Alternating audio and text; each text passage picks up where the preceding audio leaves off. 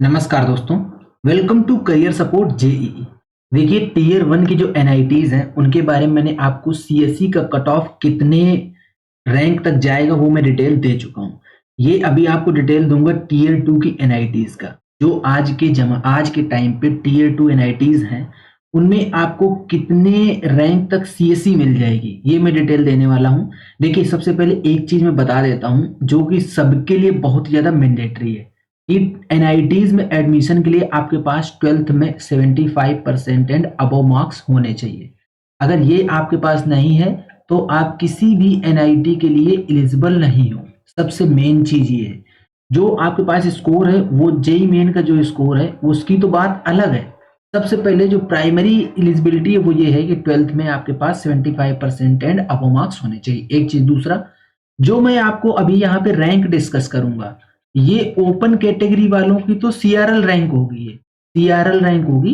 और जो reserve category वाले हैं वो चाहे ईडब्ल्यूएस हो, ओबीसी हो, एससी हो, एसटी हो, कुछ भी हो, वो उस बच्चे की कैटेगरी रैंक है। ठीक है, अभी क्या है आपका स्कोर कार्ड आ चुका है तो स्कोर कार्ड पे आपके कैटेगरी रैंक भी लिखी हुई है।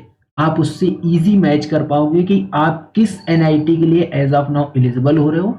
उसके अलावा बाकी जो कुछ भी डिटेल में जानना है आप लोगों को तो डिटेल में जानने के लिए आप इस इंस्टा अकाउंट को फॉलो कर लो या इस पे व्हाट्सएप करके आप पूरी डिटेल ले सकते हो। चलो स्टार्ट करता हूँ। देखो फटाफट डिस्कस करूंगा, टाइम कम लूंगा, बात ज्यादा बताऊंगा। एनआईटी जमशेदपुर, एक चीज और बता देता हूँ, इसमें एक या दो एनआईटी ऐसी मिलेंगी आपको जो थोड़ी सी कंट्रोवर्सी में है। कंट्रोवर्सी किस चीज की है? कुछ लोग उनको बोल रहे हैं कि ये टीयर 2 की एनआईटी है, कुछ बोल रहे हैं कि वो टीयर 1 की तरफ शिफ्ट हो चुकी है। तो देखो टीयर 2 टीयर 1 की एनआईटी शिफ्ट हो चुकी है, आपको रैंक से थोड़ा सा आइडिया लग जाएगा कि टीयर 2 चल रहा है या टीयर 1 चल रहा है। बट आप एनआईटी पे फोकस करो भैया, आपको एनआईटी अगर मिल जा रहा है ये टीयर 2 की भी टॉप ब्रांच में तो क्या बुराई है, अच्छा है ना। प्लेसमेंट यहाँ के अच्छे हैं, सबसे मेन चीज तो ये है कि यहाँ पे आपको प्लेसमेंट्स अच्छे मिलेंगे, इसलिए बच्चे एनआईटीज की तरफ जाते हैं। जब हम एनआईटी जमशेदपुर की बात करते हैं, जनरल 7,944 तक मिल गया था, 8,000 के आसपास रैंक है। अगर और जमशेदपुर से हो आप तो ट्राई कर सकते हो। ये पूरा का पूरा अभी डेटा मैं अदर स्टेट का बताऊंगा। होम स्टेट का डेटा जो रहेगा उसमें आपको थोड़ी सी और ज्यादा रैंक पे सीट मिलेगी। तो ये अदर स्टेट का डेटा है। ईडब्ल्यूएस कोटे से 1147 रैंक पे, ओबीसी एनसीएल 2879 रैंक पे, एससी 1784, एसटी 748। ये एनआईटी जमशेदपुर का हो गया। एनआईटी भोपाल अदर स्टेट वाले बच्चे के लिए 8830 रैंक पे। देखो यार ये जो रैंक आपकी आ रही है मोस्टली सब 99 परसेंटाइल एंड अबव वाले बच्चों की ही आएगी ये रैंक। तो आप लोग इस चीज का भी ध्यान रखो कि अगर आपको टीयर 1 टीयर 2 की एनआईटी चाहिए तो आपका 99 परसेंटाइल के आसपास होना चाहिए जनरल कोटे से। हाँ, सीसैट में थोड़ा सा ये चीजें आपको चेंज होती हुई दिखेंगी, अदरवाइज जब मैं टीयर 3 लेके आऊंगा एनआईटी तब उसमें ये चीजें चेंज होती हुई दिखेंगी। अभी टीयर 2 की बात कर रहे हैं तो उस चीज पे ध्यान दो। एनआईटी भोपाल जनरल कोटे से 8830 रैंक पे मिला। ईडब्ल्यूएस बच्चे को 1440, OBC NCL 3521, SC 1993, ST 738 rank पे मिला। एनआईटी दिल्ली 8018 रैंक पे मिला जनरल कैटेगरी से बच्चे को। EWS 1419, OBC NCL 3444, SC 1584, ST 443। जब हम लोग एनआईटी दुर्गापुर की बात करते हैं तो 8765 रैंक पे मिला है ये ओपन कैटेगरी वाले बच्चे को।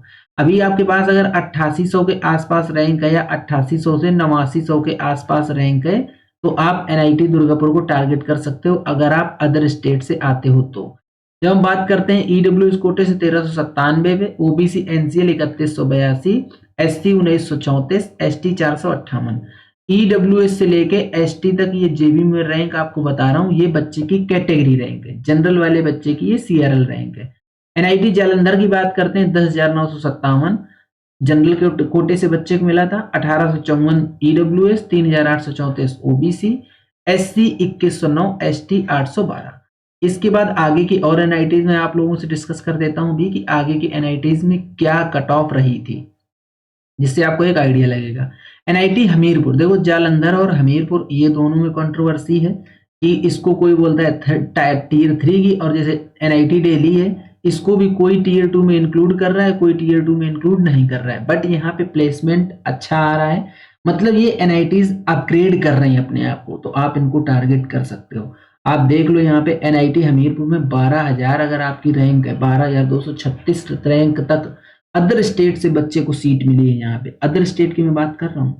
EWS 2092, OBC NCL 4356, SC 2773, ST 1084।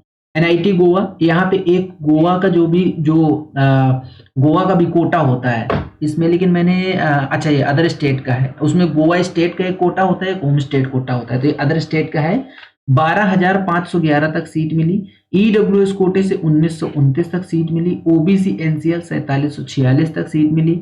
SC 2782, ST 626। देखो एसटी का डेटा आप लोग देखोगे वेरी कर रहा है as per the availability of candidates.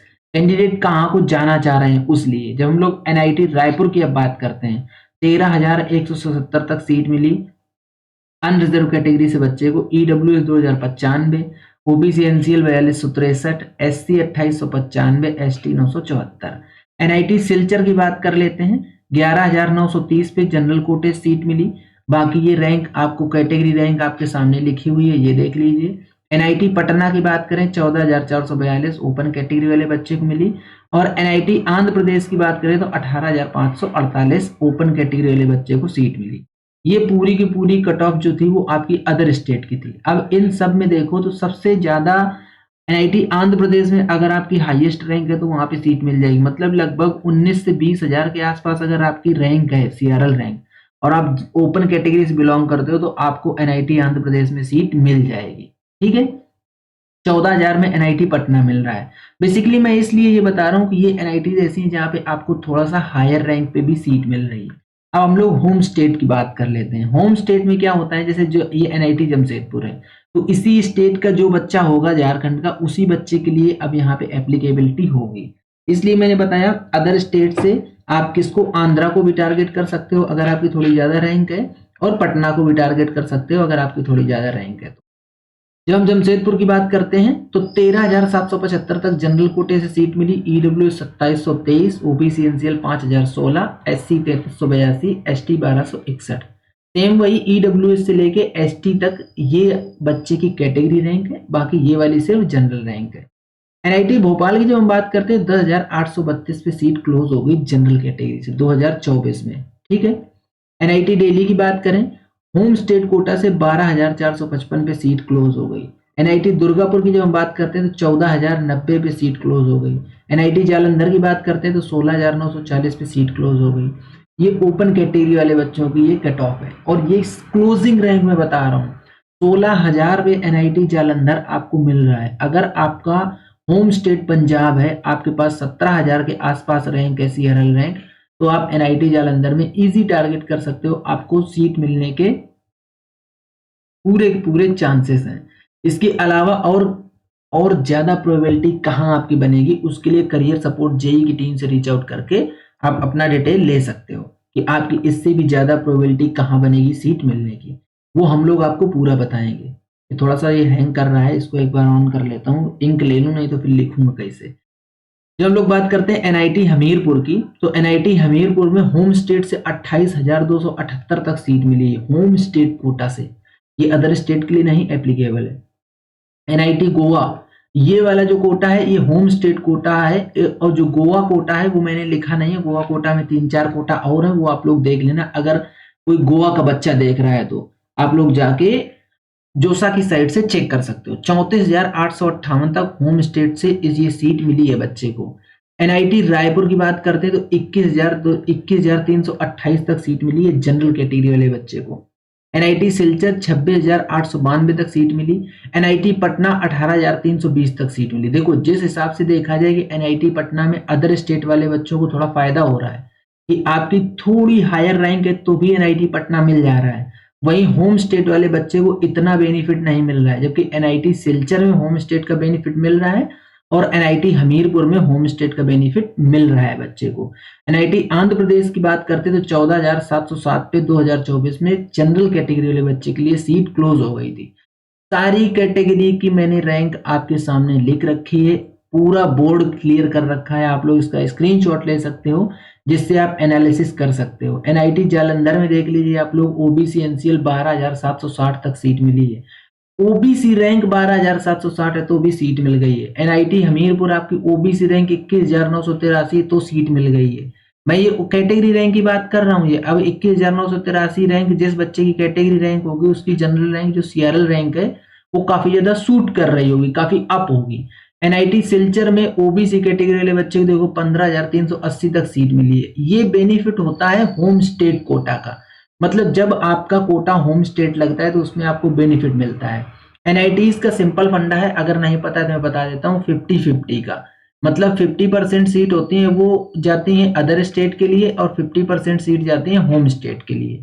तो जो अदर स्टेट के लिए गई मतलब एक स्टेट जिस स्टेट में वो एनआईटी है उसको छोड़ के बाकी रिमेनिंग स्टेट के बच्चे आएंगे।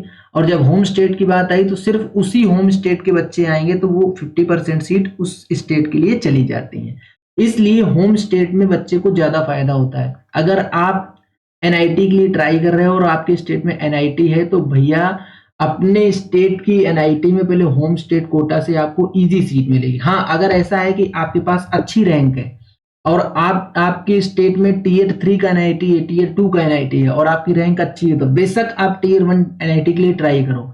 अगर आपकी रैंक थोड़ी गड़बड़ है तो आप सबसे पहले अपने स्टेट की एनआईटी में होम स्टेट कोटा से ट्राई करना, आपको सीट जल्दी मिल जाएगी।